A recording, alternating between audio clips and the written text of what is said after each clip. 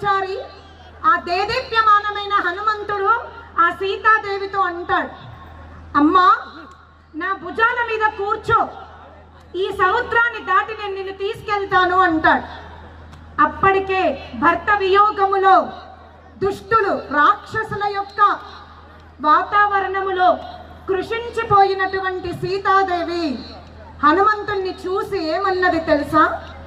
హనుమా, నాకు నీ యొక్క శక్తి మీద అనుమానం లేదు, కానీ మనమిద్దరము ఈ సముద్రము దాటాలి అంటే ఆకాశ మార్గమున వెళ్ళవలసి వస్తుంది. అలా వెళ్ళేటప్పుడు రావణాసురుడు బాణం వదిలినా లేదా ఆకాశంలో ఎగురుతున్న పక్షులు మన ఇద్దరిని ఆహారముగా మార్చుకున్నా మనం సముద్రంలో పడిపోతాం, సమాజం మన ఇద్దరిని నిందేస్తుంది. అందుకనే హనుమా, నా రాముడు వచ్చి నన్ను తీసుకెళ్తే తప్ప నేను ఇంకా ఎవ్వరితో రాను, ఇక్కడే భస్మమైపోతాను అంది. అది మన యొక్క చరిత్ర.